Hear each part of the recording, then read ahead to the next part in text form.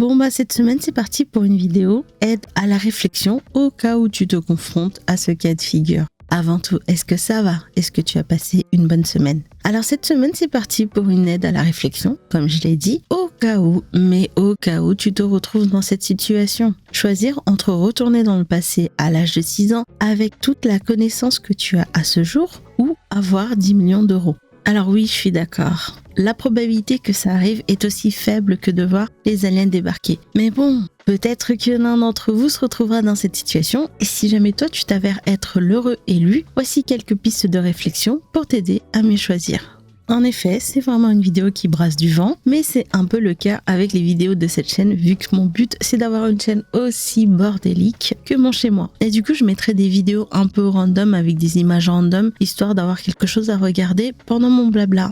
Alors si jamais tu décides à choisir l'option 10 millions d'euros, faudra penser à demander comment tu recevras cet argent et comment tu voudras utiliser cet argent. Parce que tada! T'as l'État qui sera là pour te taxer de la thune. Et ouais ma gueule, il faudra casquer et t'attendre à perdre une sacrée partie de ton butin. Parce que comme tu reçois cette thune d'un kidam, tu ne bénéficies d'aucun abattement. Et là, paf, tu vas devoir payer plein pot. Et si je me fie au site servicepublic.fr, c'est 60% qui partent en fumée. Du coup, tu vas te retrouver avec 4 millions d'euros. Si je me trompe au niveau des calculs, rectifie-le en commentaire STP. Alors, avec 4 millions d'euros, tu peux en faire des trucs. Mais avec 10 millions d'euros, tu aurais pu faire beaucoup plus de trucs. Tu as peut-être une ou deux astuces pour échapper à cette taxation, mais il faudra voir avec un expert financier qui pourra peut-être aider ou te marier ou faire une grosse fête, vu qu'ils indiquent que tout argent reçu lors d'un mariage, baptême, etc. n'est pas soumis à une taxation. Après, tu as peut-être des moyens illégaux, mais je vais pas pouvoir t'aider à ce niveau-là parce que je sais pas comment est-ce qu'on peut magouiller. Et je vois pas comment est-ce qu'on peut récupérer les 10 millions en entier et le dépenser tranquillou sans avoir peur que les impôts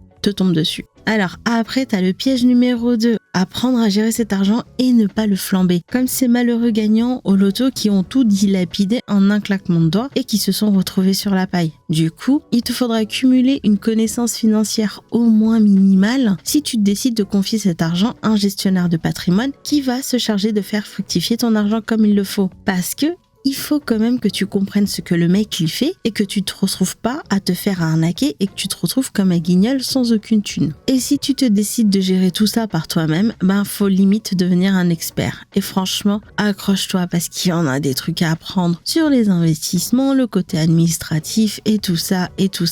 Et le piège numéro 3, les faux amis. Ah là. Si tu te viens péter de thunes du jour au lendemain, attends-toi à ce que de nouveaux amis débarquent de je ne sais où et qui chercheront à profiter pour essayer de te soutirer un max d'argent. Tu peux faire le choix de cacher ça et de vivre comme avant, mais après c'est toi qui vois. Mais tu as peut-être la chance de faire partie de ces gens qui sont très bien entourés et qui ne veulent que ton bonheur. Et franchement, ça existe des gens comme ça. Et je te dis ça parce que moi, je suis entourée de gens comme ça.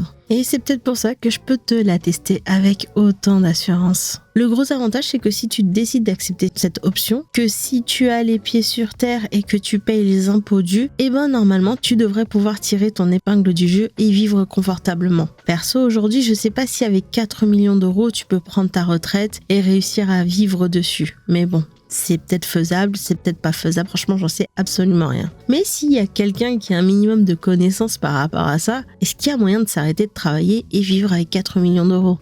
Alors passons sur l'option numéro 2, à savoir retourner dans le passé à l'âge de 6 ans avec ta connaissance que tu as cumulée jusque-là. Je vais partir du postulat qu'on est dans le cas de quelqu'un qui a vécu une vie normale avec son lot de bonheur et de malheur. Parce que je pense que toute personne qui a souffert l'enfer pendant son enfance ne fera pas le choix actif de retourner dans le passé. Sauf peut-être pour se venger, mais là on va tomber dans le très dark et on est en dehors de mes compétences de réflexion pour le coup. Et si jamais tu fais partie de ces personnes qui ont souffert de violence pendant leur jeunesse, je suis sincèrement navrée que tu aies dû subir ça et je te fais un gros câlin à distance. Ouais, imagine-toi un rondoudou géant qui te fait un câlin. Ça t'aidera peut-être à visualiser le truc. Bref, revenons à nos moutons. Le plus gros argument en faveur de ce choix, c'est de pouvoir rectifier les erreurs du passé. Nombre de gens disent qu'ils voudront en profiter pour arrêter un événement malheureux comme un décès ou un accident ou tout ce que tu veux, ou peut-être passer plus de temps avec les gens qu'ils aiment, pouvoir leur dire plus de je t'aime et peut-être,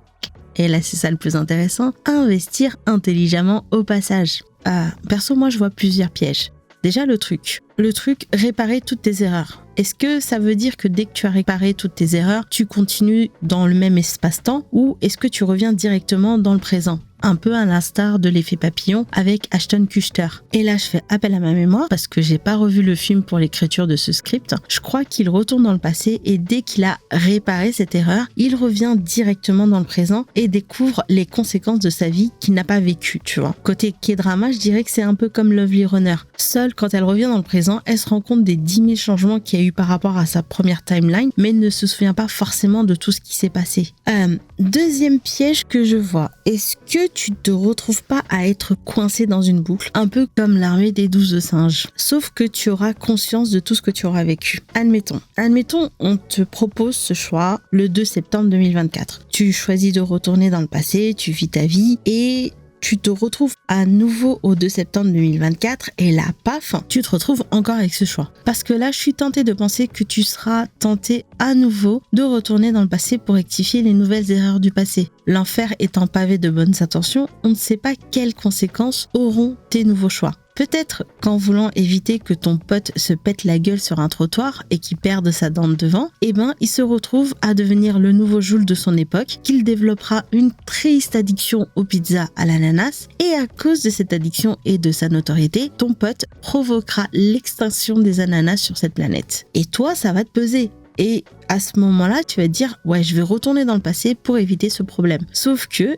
tu vas en recréer d'autres, de nouveaux problèmes. Et tu vas te retrouver dans une boucle temporelle sans faire exprès. Ou pire, en voulant éviter le décès de quelqu'un, est-ce que ça ne veut pas dire qu'une autre personne décédera à sa place? Parce que la comptabilité karmique qui ne tolérera aucune perte.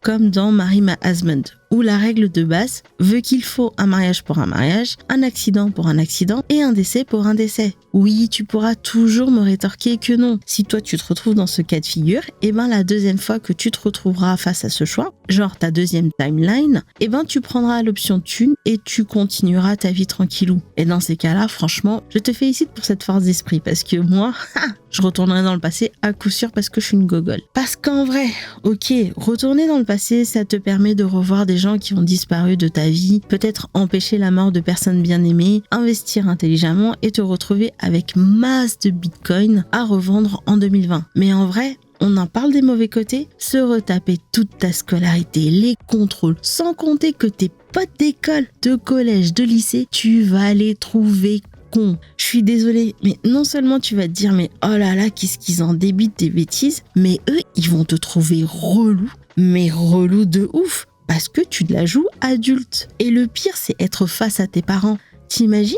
Déjà, tu vas te trouver plus mature qu'eux, et quand ils voudront te punir, c'est sûr que tu vas prendre doublement cher, parce que ton premier instinct, c'est de leur dire qu'ils ont tort. Pour moi, ça c'est le plus gros piège de retourner dans le passé. Je suis sûre que je taclerai mes parents sans faire exprès et qu'ils vont le prendre très très mal. Sans compter que si jamais tu retournes dans le passé et que tu te mets avec ta moitié de l'époque, ça va faire très très bizarre parce que mentalement, t'auras l'âge d'être le daron ou daronne de ton ou ta petite amie.